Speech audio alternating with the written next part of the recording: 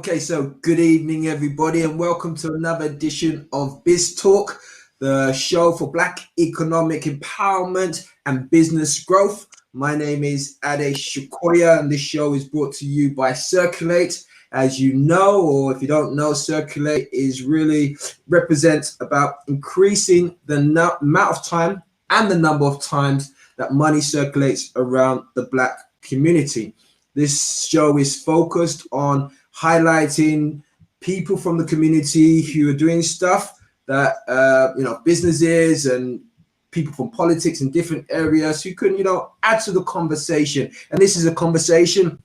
Today we're using a new platform, and as you keep on hearing me, part of the process is also learning as we go along, getting feedback about what works, what doesn't work. So the show is evolving. And one of the things that I would like for us to start actually doing is to involve you more in the conversation. So depending on what platform you're watching from, please feel free to just put stuff in the chat.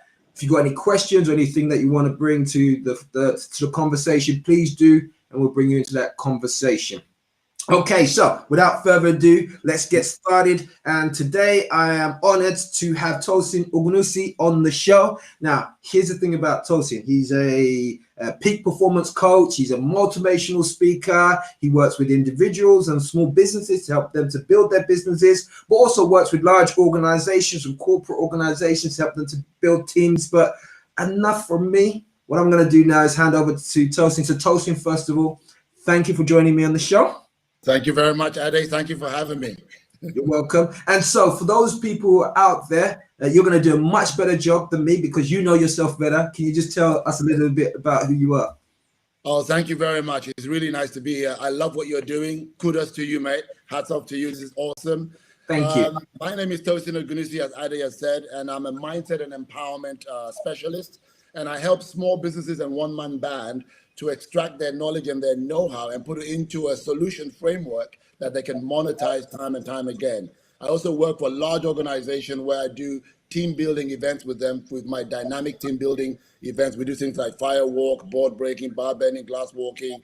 I'm known in the field as the Tony Robbins of Africa, but I rather prefer Tosin Firewalker as my nickname that they call me. So I love all this wacky stuff because it really helps people to evolve their mind and open their mind, because everything is to do with the mind. We all think we live in a duplex, or we live in a 3-bedroom house or a 4-bedroom house or a 2-bedroom flat or whatever. We don't live in there. Every single human being, we live in our mind. And we live and our mind is a vast ocean of emptiness, of just endless possibilities. But we're limited by our conditioning, based on our upbringing, our culture, our language, the school, our university level, whatever it may be, our education level. We're limited in our own mindset. So they always say, like Houdini, we're locked in a prison where the gate is, but it's your mind. So people often say, the sky is the limit. I say, no, the sky is not the limit. Your mind is the limit. And once we start to take off those limits from our minds, we realize the possibility is endless for us as human beings. So that's me. Awesome. Great stuff. Well, great introduction there. And there's quite a few things that you mentioned there that I think is going to be interesting for us to unpack. But first of all, so a lot of what you seem to be doing seems to be in the personal development industry. Would that be correct? Absolutely. So how did you first get involved in that? That's an interesting question. From a young age, I've always been somebody who loved people, interacted with people. I was always a people person. And I think intuitively, like I said, my energy was my gift, and I used my energy to inspire people. They actually call me the Empowerment Panther, because of the energy that I used to have as a kid. When I used to go around people, like older people, younger people, friends would come up to me and they'd be like, Tosin, I got this problem. And they just tell me their problem. Oh, Tosin, I got this problem. Just tell me. And I don't know. I mean, when the adults come, my mates come, I see it as, okay. When I'm thinking, why are you asking me? I'm just a kid. But they're like, yeah, you told that person this is the right solution. Come on, just tell us what you think. And I would tell them, and they'll be like, wow, that's amazing, help him. A lot of in London, they will say, I'm like, are you kidding me? Why are you asking me? And I said, you know what, you're good at this, you're good at that. And you know what? They always took my advice, and they've never they're wrong. One in IT, one, and they're doing really well. This is my. I was struggling, thinking, what was my purpose? What should I do?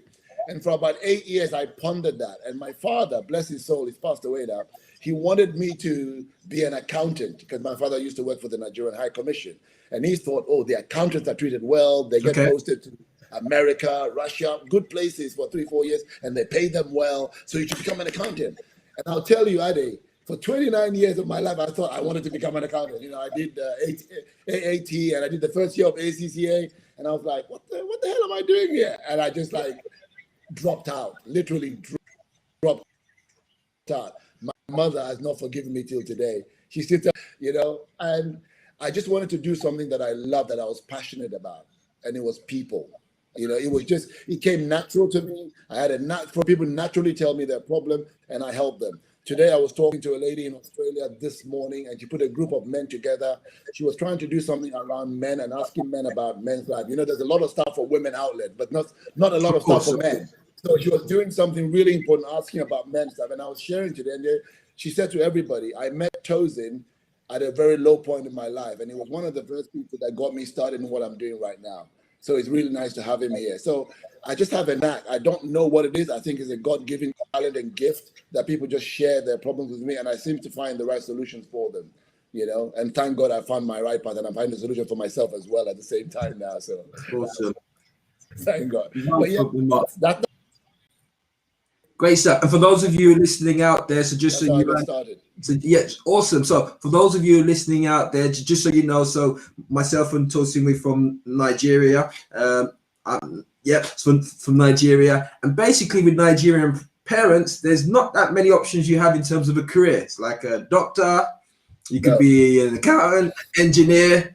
I think that's about it, really. A lawyer as well. A lawyer. Anything outside of that is like, this is not good now. Why are you embarrassing me now? This is not a job. So I get what you're saying, bro. I totally hear you on that one. All right, so when I was in school, sorry, just an aside. When I was young and I was in school, I used to be so good at football. They took me, I was the captain of the B team. They took me from the B team to captain the A team.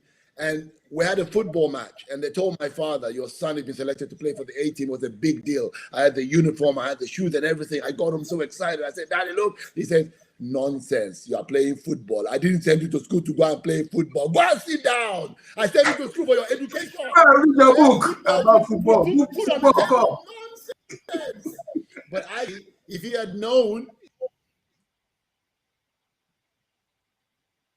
he would have actually encouraged me in that side. Dancing, I was good at it. As a matter of fact, Paula Abdul's people came from my club called the Famous Club in Nigeria, and they told my father, no club, no. He said no. So and he had known, I could have danced somewhere, but hey, I ended up here. So yeah. Well, there you go. So sometimes our steps are guided and you are where you're supposed to be. And part of where you're supposed to be or what you're doing right now is helping many other people to realize their dreams, which we'll be unpacking in a moment. So similar to myself, you've been attending many personal development type events. Yes. Out of all the ones that you've attended over the years, which one would you say impacted you most and why? Wow. That's a tough one to say because every single event I've been to has added something to me, has given me value. So they've all been valuable. Even UPW, I attended UPW 9 times. I used to go every year. Unleash the Power Within from Tony Robbins, that's his signature flagship event. I've been 9 times. So I used to go every year just to boost myself and learn from Tony. Because there's some things, by the way, Ade, that are not taught. There's something you just catch by being around people so often. You just see it, and you see it often and often, and you go, oh, I like that. I see that. So I used to go every year. But the one that I would say really impacted me the most and changed the trajectory of my life was Bob Proctor. That was my first ever event, doing his life success seminar. It was Goal Achiever, Born Rich, all that kind of stuff, all of his programs. So that was the one that impacted my life a lot because I remember I was 29 years old. Like I was saying to you, I used to help everybody else. and I was still in a job, in an accounting job, and I was lost. I didn't know what I wanted to do, and I was like, why am I still here? I'm sitting in front of a desk. I've done everything. I've been an accounts payable, accounts receivable, all of that stuff. Obviously, I was studying accountancy, you know, because of my dad. So I've been in all roles. I've been in revenue. I've done everything. But I was like, is this what I really want to be doing? Sitting in front of a desk, in front of a computer? And for 8 years, I struggled with that. And I was 29 years old. And a lady who was a consultant came in and she said, you know what? There's an evening with Bob Proctor. I would like you to come along. And I was like, yeah, okay. So I went along 3 hours. And in that 3 hours, I've never been to any personal development in my life before. So, and I sat down there and I was like, this is interesting. Wow. In 3 hours, I was so inspired. The guy came up to me and says, who are you? I said, Tosin. I had a name badge. He goes, that's not who you are. I was like, what do you mean? He goes, that's the label your parents gave you. When you were born, you had no name. So the name they gave you, just a label. I was like, okay, interesting. He goes to somebody else. He goes, are you white? He goes, yes, I'm white. He goes, you're not white. He goes, my shirt is white. He was wearing a white shirt at the time. Then he comes back to me. He goes, Tosin, are you black? I said, of course, I'm black and proud. He goes, you're not black. He was wearing black shoes at the time. He goes, my shoes are black. You're not. Now, everybody's confused now. You know, if I'm not white, if my name is not Tosin and he's not white and I'm not black, what the freaking hell are we, right? Seems like a logical question to ask him at the time. That's when he dropped the bombshell. Then he said, you and me and everybody here in this room and everybody on the planet, all we are is a spiritual being having a human experience. I'll say it again. All we are is a spiritual being having a human experience. I was like, whoa. No one's ever put that in my entire life. Nobody's ever told me that. My mind went boof. So in 3 hours, I ran to the back room and I said, you know, Bob, I really want to do what you do. This is amazing. He took one look at me and he just said, son, energetically, you're holding too much here. He touched my stomach. You're holding too much here. Energetically. He just picks up intuitively. He was like, you're holding too much here. You need to let it go. You need to let it all go. I said, great. I said, I really love your session. I want to do what you do. He goes, no problem. Like, you want to do what I do? Go to the back room and sign up. I said, great. How much? He said, 10,000 pounds. I said, what? 10,000 pounds? Are you kidding me? I'm talking way back now. Yeah. Early 2000s or early 90s, sorry. Late 90s. I was like, what? 2,000 pounds? I can't afford it. Because that's all I knew from my father. My father was, we can't afford it. I mean, me and my stepbrother, we used to go to a federal government college, Mina, in Niger State. And we were in like year 3. And my father said he couldn't afford to send us to school. That was the end of it. We had to drop out of school. Luckily for my mother, who said, over my dead body, she took me and my stepbrother into a state school in Lagos. And he gave me hope. I swear to God, true story. So we went to Hope High School. That's how I finished high school. Because my father was like, school is over. Can you imagine? You're 14 years old and your father is telling you school's over, you can't afford it anymore. So when Bob said that, automatically, what I grew up with was, we can't afford anything. So I said, I can't afford it. And Bob looked at me and he said, son, if you can't afford it, you can't afford not to. And he walked away from me. And that was the most powerful message anybody would have said to me. And I said to myself, how rude. You just walk away from me. I said, you know what? I'll show you. I will show you. I will make it happen. And that's exactly what I did. So for me, that was the best 10,000. It was more than 10,000 pounds, about 12,000. Obviously, with accommodation and everything else I had to pay for, you know, and that was for the price of me and my girlfriend at the time to go. So both of us, we went and we attended. And that's how I became qualified in Bob Proctor's trainings and teachings. And that was my first ever personal development event. You know, and that was what broke the camel's back for me. And I really knew what I wanted to be. There was no doubt in my mind. There was no looking back. And the journey was hard, but I made it the transition from accountancy into personal development as a result of that event. Yeah, so it's been the one that without that event, I wouldn't be here today. Of course, and I mean, the journey is always hard, right? I mean, I would say, based on my own personal experience, that most people do not get to realize their dreams simply because of the comfort zone, where everything's familiar. And as we know, there's not really much growth within our comfort zones. It's when we step outside of it that we become uncomfortable. That's where the growth happens. And I like that story you said about Bob Proctor, because indeed, that's it. A lot of the times we identify ourselves with this, or our name, or our job, or what we do, all of those things. And therefore, that we create for ourselves false identities. Always.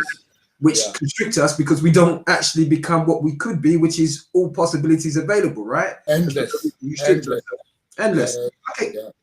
Okay, so at what point then did you decide that you're going to start Empowerment? Empowerment is your company. We'll be talking about that a bit more. Yeah. At what point did you decide that actually I'm going to start Empowerment? And then how did you go about, completing that journey of, okay, I'm putting aside all the time I've put in being an accountant and I'm now going in this direction. How did you do that? Well, like I said to you, it wasn't easy at all. Of And course. my mother was like livid that I dropped out of ACCA and I wasn't doing that anymore. She was livid. She was like, "Your father will be turning in his grave. What are you doing?" Blah blah blah. But my mind was made up. I was like, "I'm sorry. This is not about your life anymore. This is about my life, and I got to make this change for myself." And like I said, it was really tough because trying to transition into doing a business. I'll tell you one funniest story was, I was so passionate. I knew nothing about running a business, zero, but I had passion, which is how most people start anyway. Of I was course. passionate, I was determined, and I remember I had to run a goal achiever event. And my first ever event, I ran through the company that I was working for before I left them, Seagram, and the regional director put 15 people in a room, and I got paid 150 pounds per person. It was the highest check I've ever got. I was like, "Oh my God, I think I've made it," And I was so excited. And I thought, I'm going to put on an event and I'm going to get 50 people in it. I'm going to make it happen. 50 people, blah, blah, blah, blah. Being naive, I went to, it was Victoria Station. It was the Quality Hotel in Victoria. I remember vividly. I paid £2,000 for 50 people in a room for lunch and everything, the whole shebang. And now I had to go and find 50 people.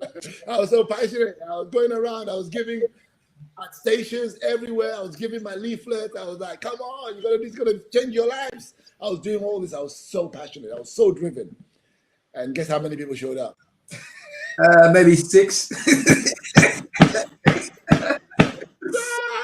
No. Me, my girlfriend, and my friend who felt sorry for me turned out in the room, and they brought lunch. I still ran the event though. Good. I still ran the whole event. I still did the whole thing at a great loss. And they had this trays of chicken and meals, and we had this lunch for 50 people for ourselves. I'll never forget that. And that was an experience learned, just raw passion, just energy. And then I started learning a little bit more. First company I created failed. Self-focused consultancy. I can remember it till today. Failed. Tosin Firewalker. Failed. Then I joined forces with ex of mine. We had Think Training and Consultancy, and we shoot up. We ran that successfully. It was with a partner of mine, an ex of mine. And when things didn't work out with us, we had to dissolve the company. Separate. And that was a heart-wrenching moment for me because we did a lot of Think Training with all the company. And I said, okay, I got to start something new. What can I start? And I think it was a conversation with one of my mentors, Andy Harrington. We were having a conversation at one of his speaker training events. I was one of his top trainers. So I was just having a conversation. I was like, I'm looking for a new name for my company, and I don't know what to call it. And I was just like, but I like, me, I'm all about empowerment. Everybody called me the empowerment guy. But Sure. so I went empowerment. And he just looked at me and goes, "Why don't you just take away the E from empowerment? Take out the E and it's empowerment." I was like, "Oh, that's a nice idea." And that was it. Didn't look back, registered it, put the name in, and that was just a casual conversation, and we built a brand around it.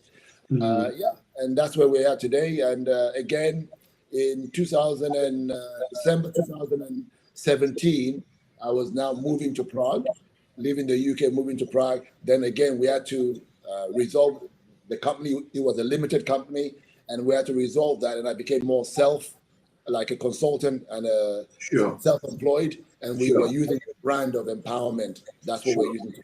So, but other than that, we set up Empowerment here, Empowerment SRO in Prague, but also it's based in the UK, so we're just using that brand name through Facebook as well. But we have it set up here, so I do work here and I do work there. Yeah. It's global. We live in a global world, right? It's a global village nowadays. Everything is global. It's a global village, and we not look back, and it's been great. I have to say, it's been a great journey and a great ride. It's not been easy, but it's been a great journey so far. Well, it's never easy, and I actually loved when you was telling that story about you having your first gig Having done that myself a number of times, I know exactly how that feels when you go out and spend that money, you believe, and you create all the content, and it's just like, boy, people don't turn up. And actually, sometimes you just let people in for free just so you can have some people just there. Do you know what I mean? So we've all been through that. And businesses. And I think these are really, realistically, these are all part of the success journey. I mean, I always say to people, failure is a perception. It's how you perceive an event that determines whether it's failure. But either which way you look at it, failure and success are two sides of the same coin anyway, right? In order to succeed, you need to fail. And you know, so that's basically it. Now, here's an interesting thing that I want to talk to you about. So I know you mentioned it before at Empower. You offer a number of activities, including board breaking, yes, bar bending. You mentioned walking in glass. Yeah. But then you've got the Firewalk, which is the 15-foot across 15-foot, 150 degrees of burning coal. And just for your listeners out there, just so you get it as well, with no shoes, the barefoot across that. Yeah.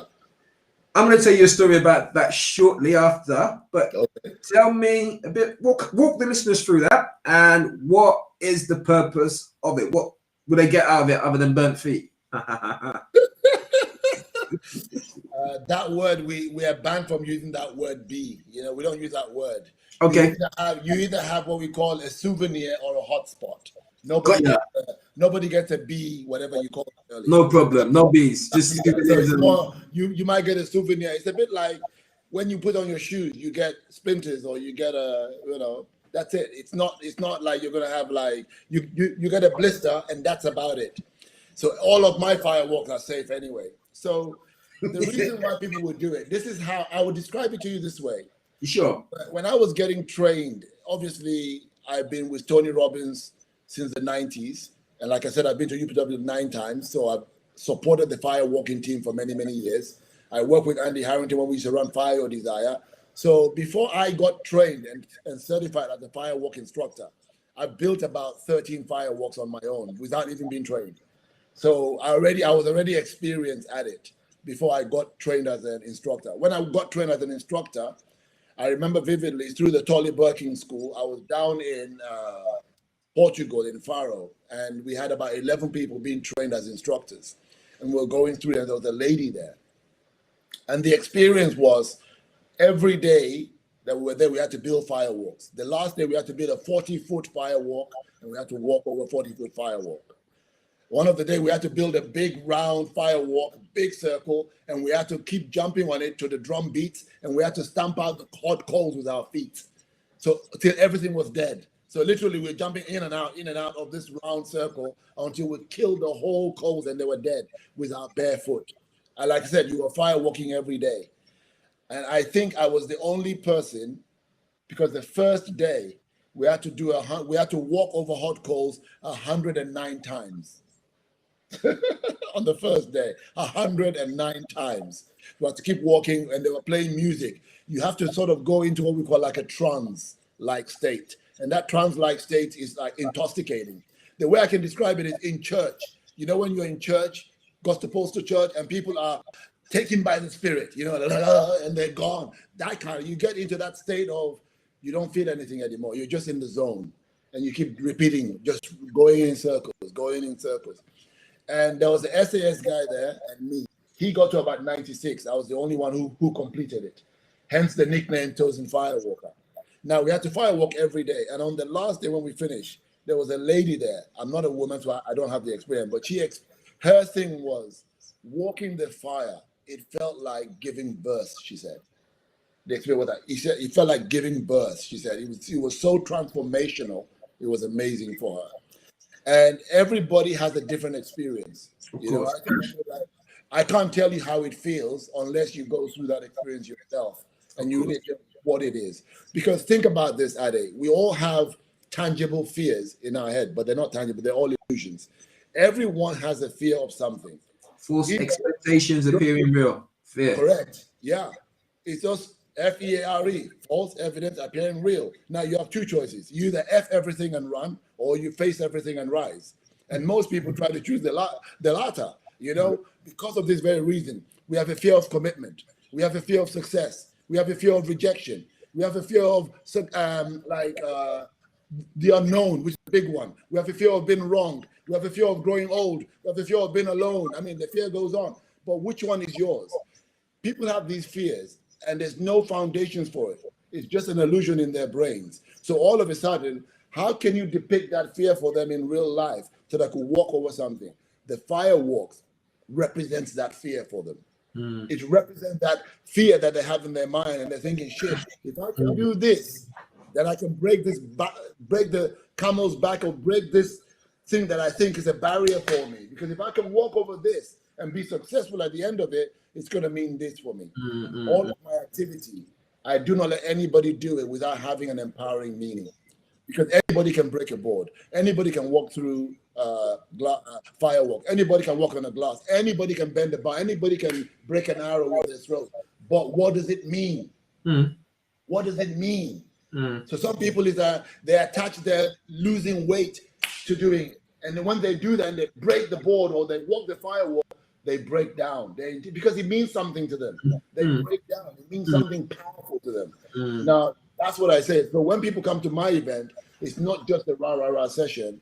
It's a powerful transformation that they're going through. Okay, it's a powerful, because they associate something difficult, starting a business, finding a relationship, whatever it may be, to breaking that activity, breaking a board, walking a glass, or whatever it may be. And because they have such a strong association to it, when they get themselves through that, because they don't believe they could do it, and when I coach them and they do it, they're like, that was amazing. That was incredible. Oof. There was a lady in Norfolk. We were doing Firewalk there when I used to be in Norwich. And she's like, what's all these fire malaki? Everybody doing Firewalk. Why are they doing all these Firewalk business? I don't get it. Why would people do that? And then I told her, what would it mean to you if you did? What is something that you've been looking for and you wanted and you haven't got yet? And she said, I've got one. I said, great. Let that be the reason why you walk. She didn't tell me. She walked. And at the end, people were sharing. She just broke down, started crying. She goes, I get it now. I get why people, I get it now. It's so powerful. No, I totally hear you. And let me tell you a little story. I've never told anybody this, I've told a few people, but I'm going to tell you this right now. So, first time I ever went to UPW was in 1996, I think it was. Yeah. Up until then, it was a friend of mine, John Warman. Hey, shout out to John if you're out there, right? He gave me a ticket to go to UPW. Had no clue what it was about. I remember I got there on a Friday, but up until then, the only reason why I was really going there was for the Firewalk. But it had nothing to do with the intention of the Firewalk. It's more bravado. Yeah, I'm going to go there. I'm going to walk on fire. I'm going to go there. I'm going to go there. I'm going to walk on fire. I got there maybe about 7 o'clock on the Friday. Yeah. Walk into this room. First time, there's about 10,000 people in there. Yeah. Tony Robbins is doing one of his guided meditations. He's hyped up the fire. I'm still in that phase of my life where I'm still kind of stubborn. So I'm like, right, this guy's just hyping everybody up. He's like taking them in. Nah, you know what? For that reason, I'm not even going to do the Firewalk because he's taking everybody in a journey to do the Firework. So I'm not going to do the Firework. We get to the Firewalk now. Everyone's doing it. I'm still in my stubborn stage. Even though I came there to do the Firework, I'm like, nah, he's hyped everybody up. I'm not going to do the Firework. But guess what happened with that? I took such a lesson away from that, which was, if you set your mind on something, it doesn't matter who else chooses to join or not join it. Just go ahead and do it. Correct. That even in me not doing it has significantly helped me in so many other areas of my life to understand, actually, it's not about whether other people are hyping it up or whatever. It's just about going on that journey. And it was similar also at T. Harvey because Mind of Millionaire with that arrow. On that, yeah. And that one was obviously, like you said, it's all about the fear. I mean, I've still got my 2 arrows here written very clearly on it, what I broke through. And those things significantly change your mind because they help you to overcome some challenges. But Absolutely. I have a client where we run a boot camp. We actually did a virtual boot camp and we did a virtual board break as well. I showed them how to put 2 chairs together and smack through the board because it's doable. But actually, they were setting their business plan and they were setting their business goals for the next quarter. So they had to write the figure that they wanted to make and smack through that. Some of them, it was like 1.3 million, 4 million, 5 million, it's a great amount that it scared the shit out of them. But then by smacking through the board, metaphorically speaking, it's already done. It's just a matter of time before you get there. Sure. All right, awesome, great stuff. So moving on as well. So I know you're the author of a few books, right? One of them being Time to Break Free. And in there you speak about the mind. And I know you've been touching on that kind of as part of this conversation. There you go, you got them right there. So talk us through it. So you mentioned there about I'm just mumbling it. Sorry. How we create meaning for everything in our environment. You also talk about how to take charge of the mind. Now, we haven't got much time, so succinctly just take us through some of the key principles that somebody would get from that book in regards to the mind, and why is it so important to people's success? It's really important. I will give you guys a strategy which I call the creative process. There are 4 steps, okay, to helping you create anything. And we've all been through this. By the way, by the time I finish sharing this, most of you will become aware of it because you're doing it. You just forgot about it. The first step is, we talked about it earlier, your comfort zone, okay? Your comfort zone is a place where you know you do whatever you do, your job, my job, we do it for years. I've been in personal development for 26 years, and I put all that knowledge in this book, okay? So you've been doing all this stuff, that's your comfort zone. You do it without thinking, you do it voluntarily. Let's call that X, okay? Label X. Step 2, you're thinking of doing something different, especially with coronavirus. Everybody had to pivot and change. Of course. So you're doing something new that you've never done before. All of a sudden, 80% of your salary is gone from live events, gone. What do? You know? So you're going to do something different called X, called Y. Something new, a new idea. Let's call that Y. Sure. Step 1 is your comfort. Step 2 is your reasoning, a new idea. What happened to most people is they have a new idea, but it's just a wish, it's just a dream. They don't do anything about it. They let it go. If you don't do anything, nothing would happen. But step 3, if you took action on that new idea and you pursued it, you signed up on the course, you started learning a new language, you started doing something different, all of a sudden, your conditioned X, which is your comfort zone, now you're doing something about Y, which is a completely new idea, alien to yourself, alien to your system, all right? What's going to happen is you hit the 3rd zone called the conflict zone. Now, when you hit conflict, it's because you have X and Y clashing, 2 opposing ideas. So let me see if I can simplify it as well. So basically, there's what you know already, which is your existing kind of mental map. Then there's this new data that's coming in, which is taking you towards somewhere else. But it's foreign to your system. So obviously, those 2 are going to clash because it's like cognitive dissonance, right? Correct. And as soon as they clash, you're going to have doubt, you're going to have fear, you're going to have anxiety in your body. Sure. And what most people do, as Abraham Maslow would say, is you have 2 choices. Either you run forward into growth or you run back to safety. Fight or flight. And most people go back to safety. They go back to comfort zone and they go, it's better here. Who was I to think I could do that? Who was I to think I could create that business? Who am I to think I could do that? So you rationalize lies to yourself and you prevent yourself from taking the action that you need to.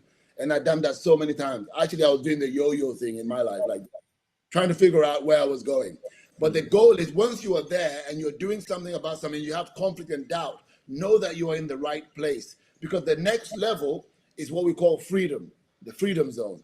And you can only get there by staying here long enough. Okay, when you stay there long enough in the uncomfortable zone, you ask yourself, who do I know that's done this before? Who can coach me? Who can mentor me? How can I step up? You know, and then when you stay there, you keep these questions, you stay there, you stay there, you stay there. All of a sudden, what seems like a barrier will just melt away.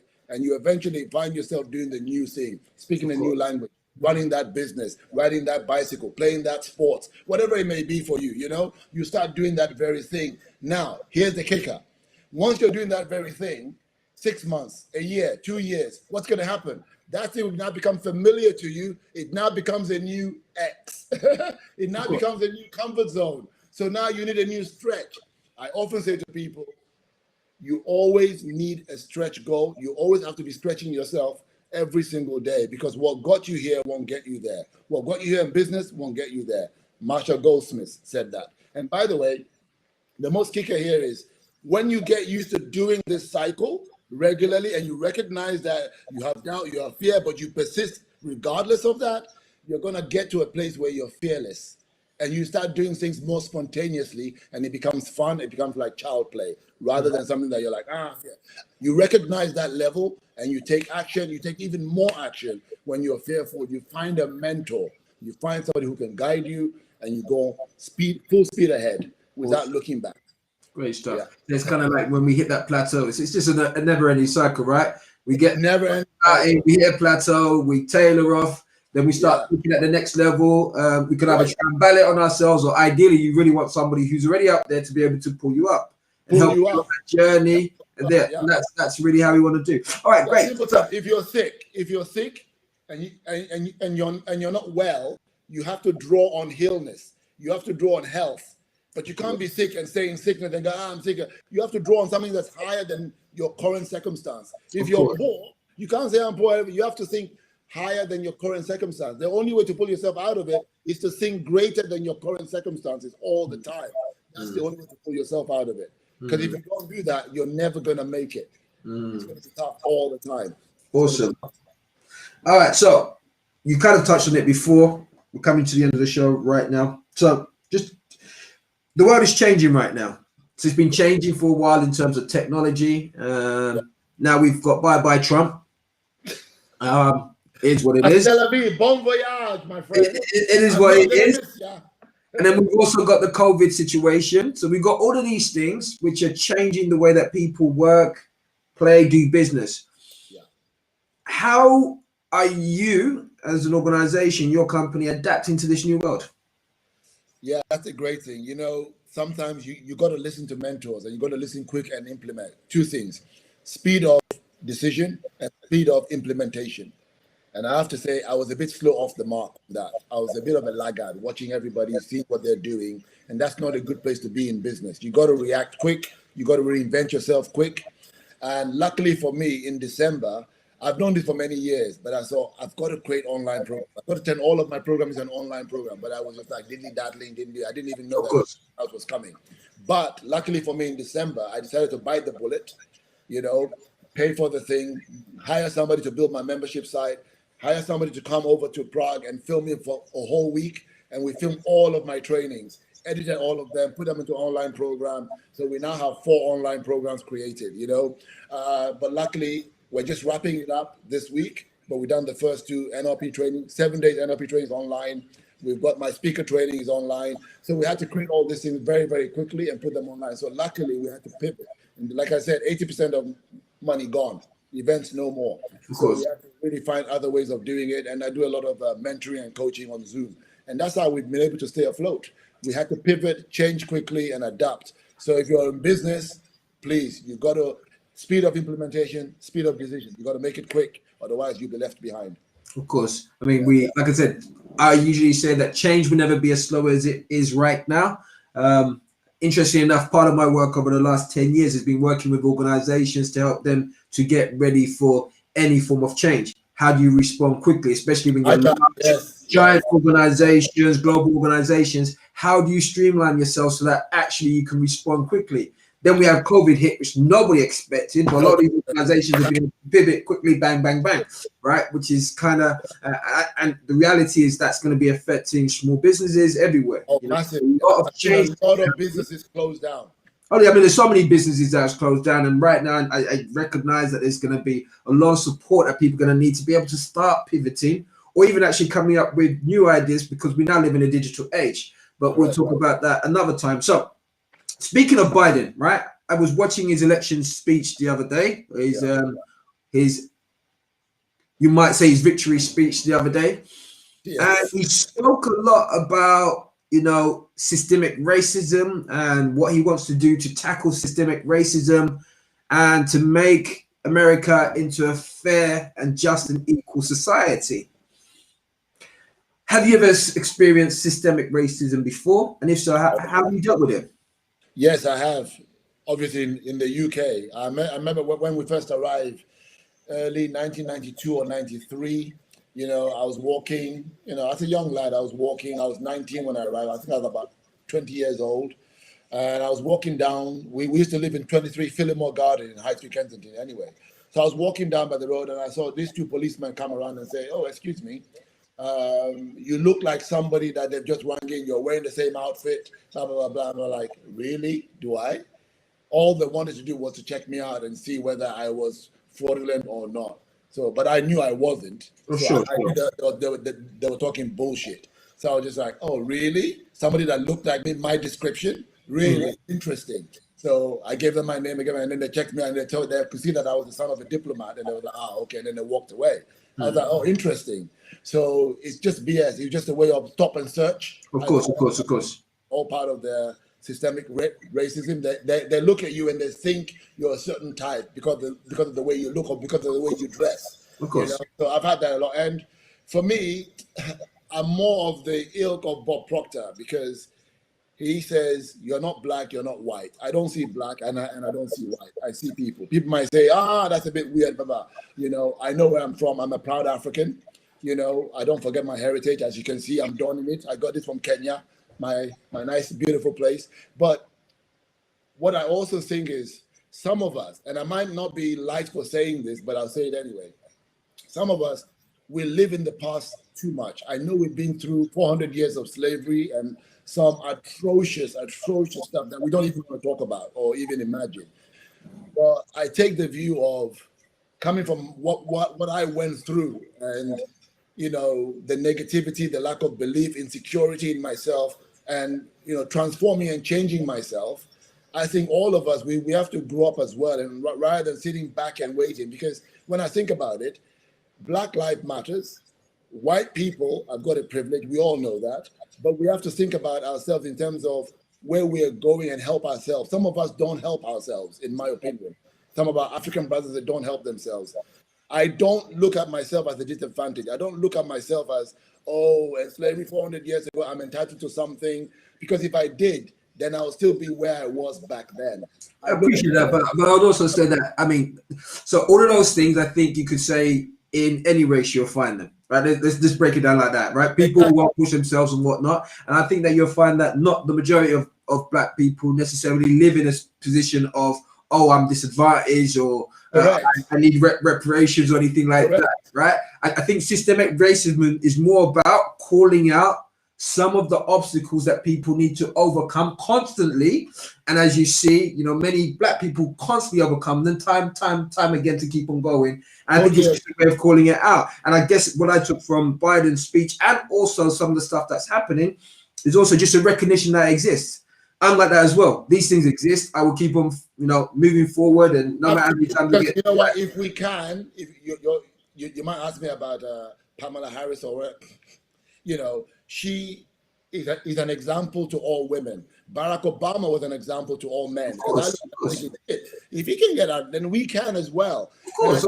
For some of us, we become later. When you look at American culture, you look at the pop stars, the singers, the P. Diddy's of this world. These guys are smart, and they came from the hood. So what I'm trying to say is, some of us, we come from there, but we don't label ourselves as that, and we've got to help ourselves a little bit. But yes, you are right. The government suppresses us because of all. I mean, you fill out an application form, and it says, "Are you Black African or Black white or Black American?" What's all that about? It's bullshit. Yeah, look. Personally, like I said, to me, race is race, and sometimes these conversations need to be had. And I don't make it out that, you know, it's white people versus black. Some of these things are just set up the way that they are, right? We recognize it, and I recognize that some people are recognizing that and helping to break down those things to make it an equal playing field. That's all I think that really boils down to. You know, similarly, I'm the same. I deal with people based on people. So for me, you know, I've had challenges with black people, challenges with white people. I've had black people help me. I've had white people help me. Asian people. Exactly. So it's really down to individuals. Who are you? How you show up? I'm not really about it. Correct. And you spoke of there about Vice President-elect Kamala Harris. Yeah. Right. So she's now made history as being the first black woman, American black woman, Asian woman to hold the vice presidency. What do you think that's going to do? Because we've been talking about mindset as we wrap up right now. What do you think that's going to do for the mentality and mindset of not only black women and girls, but also women and girls in general around the world? I think it's going to be huge. It's a massive. It's about time that we had a woman in office. Actually, it's about time we had a woman president in America. Actually, because I think that would change a lot of things. And she is a woman that I admire. She's a woman that I've seen her from afar. She's very, very, very, very astute, very smart, very clever. And I think by her being the second person to Biden has really even tipped the vote in Biden's favor.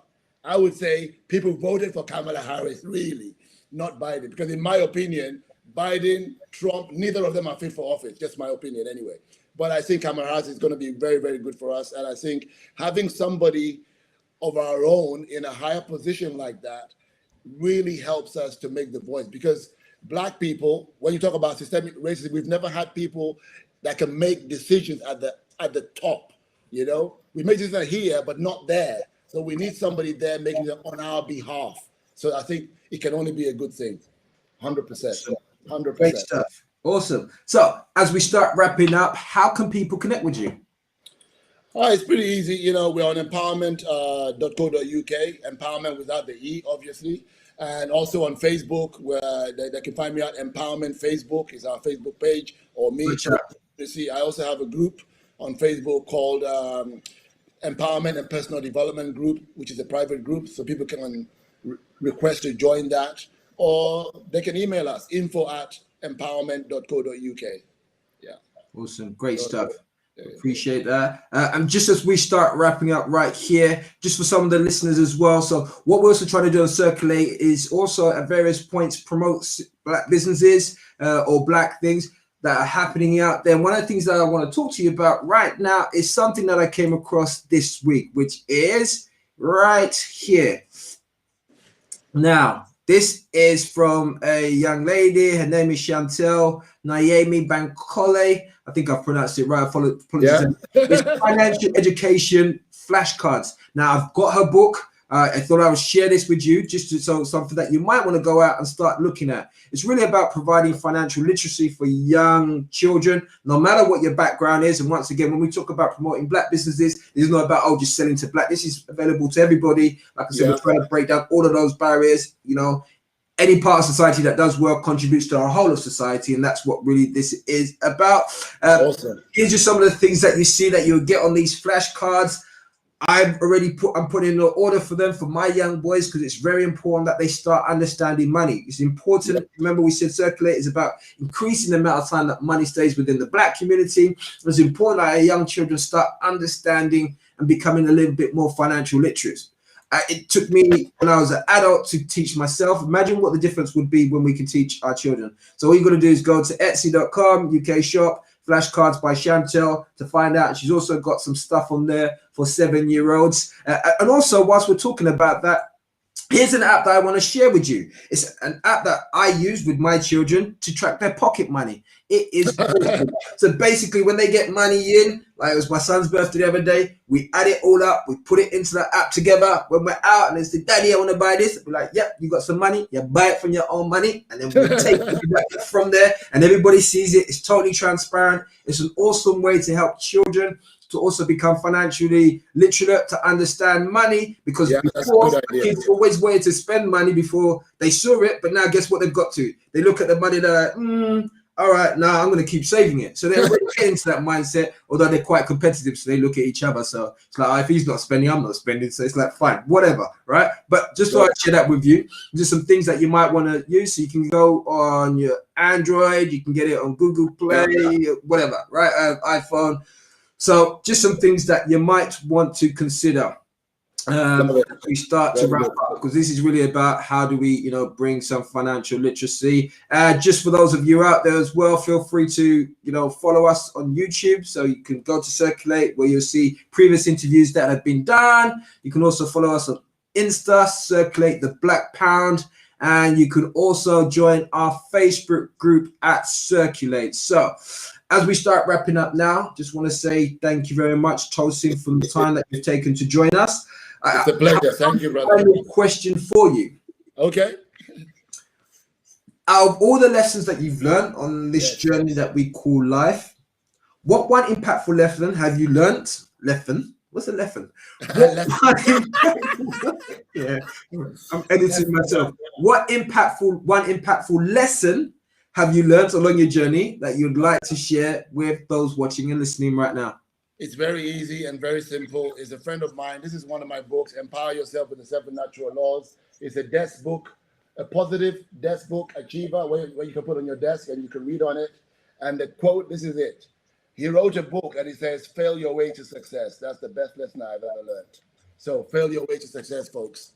That's it. Awesome. Fail quickly, fail fast, fail quickly. Yep, because that's how you learn. Because if you don't fail fast and you fail longer, it's going to be very, very expensive. So fail fast, fail early, right? And then learn and then keep on moving forward and pivot forward. Like I always say, every novice was a failure once, right? So, I mean, every expert was a novice once, or you could say every successful person has failed along the way. It's all part of the journey. Great stuff. All right, then, Tosin, I really appreciate what you've done and taking the time out to be with us here. Wish you much more success in all that you're doing. And appreciate your time. And thank you all to all the listeners. We will be back here next week with another special guest to look at how we also continue on the vein of the conversation about Black economic empowerment and also business growth. But until then, circulate. Remember, it's important. The more that we can keep the money circulating within our own communities, the better it is going to be for us and for our children. So, Ade Shakoya signing off, saying thank you and good evening. Take care.